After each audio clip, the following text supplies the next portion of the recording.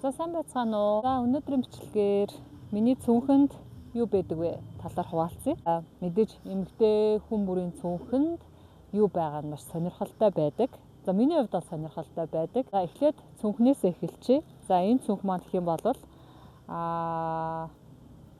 second hand shop-оос авч байсан. За тэгээд 25,000 төгрөгөөр авч ирсэн ийм цүнх байгаа. За тэгээд ерөнхийдөө бол яг спорт маягийн спорт стилийн цүнх гэж ойлгож болно. За тэгээд эхнийхээ уртлын халааснаас нь эхлэе явчих. За мэдээж эхний зүйл гэх юм бол нүдний шил байна. За тэгээд энэ хэлбэрийн нүдний шил надад өөрт маань маш таалагддаг учраас нэг нүдний шил авахаараа одоо энэ загвараас гэх юм бол надад 4-5 ширхэг гэхдээ өөр өнгөтэй юм нүдний шилнүүд байгаа. Нүдний шил зүүхээр өмнө өнгө аягүй тодроод ирдэг тий. Дараагийнх нь гэвэл ийм түлхүүр байна. За тэгээд энэ нэг юм чулуу. Тэгээд заримдаа ийм байгалийн чулуунууд цүнхэндээ аваад явал зүгээр байдаг. Тэгээд жоохон энерги нөхөх ч юм уу тийм үед ингээд жоохон биедээ хатчих юм бол зүгээр байдаг. За тэгээд ийм чулуунууд ганц хоёроо гарч ирж байна. За тэгээд эхнийх нь болохоор ингээд дуусж байгаа юм халбах сирэний ийм цуглуулга байна. За миний хувьд юм бол энийг одоо маш удаан хугацаанд ингээд авч явж байгаа.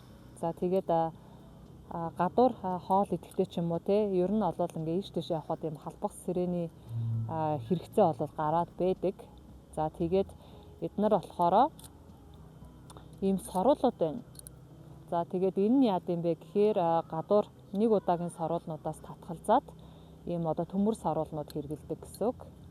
За тэгээд ийм сетэрээ энэ болохоор цайны соруул энүүгээр болохоор цай хандлаад уучиж болно гэсэн үг. За тэгээд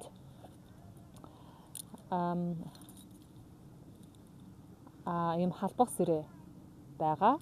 За тэгээд энийг ингээд дэлгээд тэгээд ингээд сэрээ болон халбахны зориулалттай ингээд ашиглаж болно гэсэн үг. За тэгэхээр энэ болохоор маш ихээр хэрэглэгддэг ер нь гадуур хооллоход. За тэгээд энийг аваад явцдаг байгаа. За би яхаа өөрийнхөө цайг ингээд аваад явчихдээ энэ нь гадуур янз бүрийн одоо будагч бодистой цай ч юм уу эсвэл одоо пластик одоо ийм савлгаатай одоо цайнуудыг хэрэглэхийн оронд өөрөө жишээ нь ингээд цайгаа аваад явчих боломжтой. Тэгээ хэрэгцээтэй үед өөрийнхөө таньдаг мэддэг цайгаа ингээд хандлаа уучих боломжтойгоор ингээд аваад явцдаг гэсэн үг. За харин дараагийнх нь гэвэл ийм усны сав байгаа. Усны сав ер нь бол байнга аваад явал зүгээр.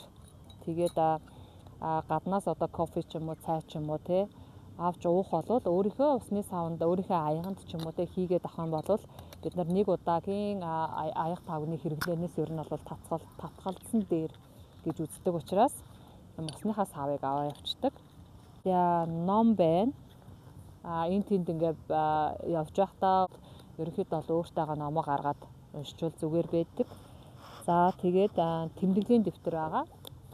За тэмдэглэлийн дэвтэр нь гэх юм бол завсар нь заримдаа ийм цэцэгнүүд ингээд хатаагаад хадгалцдаг.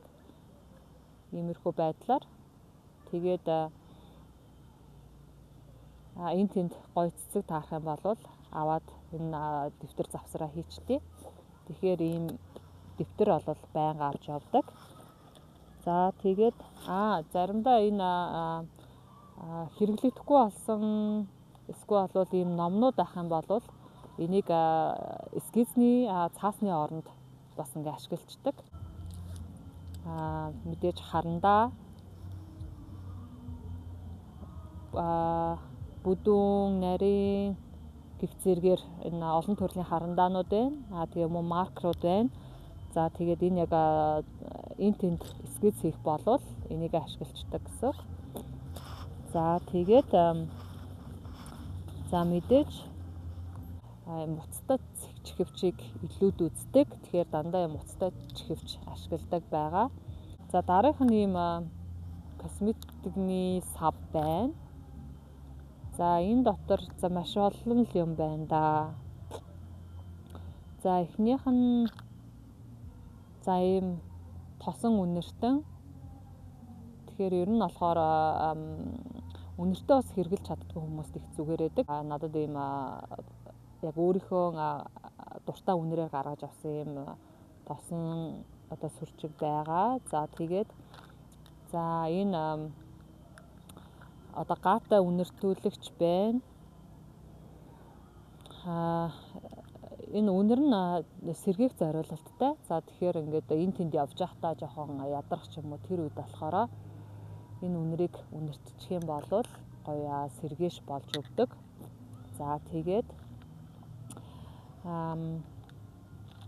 за ийм гарын тос байна. Энийг сонгосон гэхээр бага хахад хэргэлдэг байсан тос. Тэгэхээр энэ тосыг ингээ үнэртгэхээр айгуу гоё бага насны дурсамж санагддаг. Тэгээд энийг бас хэрэглэх дуртай.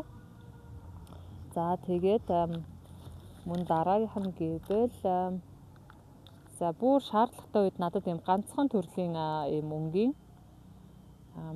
уруулын бодог байдیں۔ Энийг юмыг яаж мэдхүүгээд ингээ аваад явж яадаг. За тэгээд би бол нэг олон төрлийн уруулын бодог өнгөлөгчөнд нэг дуртай биш. Тэгэхээр надад бол 1-2 төрлийн өнгө байхад бол болдог.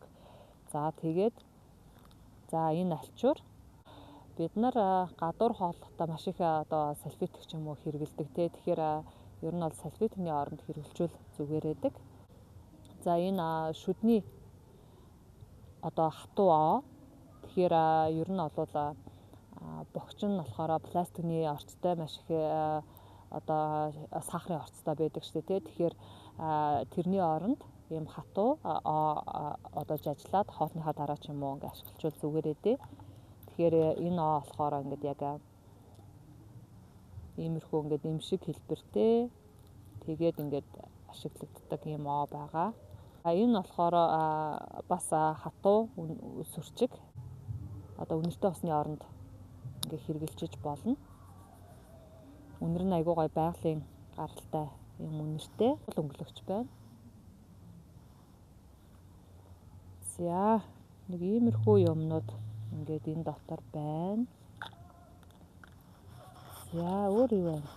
За тэгээ байнга авч явдаг нэг зүйл нь гэх юм бол ийм тороо байнга авч явдаг. Тэгэхээр энэ тэнд одоо ямар нэгэн худалдан авалт хийх юм бол ийм одоо өөрийн гэсэн торндоо юмнуудаа хийгээ авчих юм бол ер нь бол пластик торноос татгалзчихдаг. Өөр нэгэн зүйл нь гэх юм бол ийм малгайгаа байнга аваа явцдаг. За тэгээд нартай бороотой үед ч юм уу те ингээд малгайгаа өмсчин. За ингээд за миний ямарсан ингээд цүнхэндээ байнгын өдөр тутамдаа авч явдаг зүйлүүд нэг иймэрхүү юмнууд байна.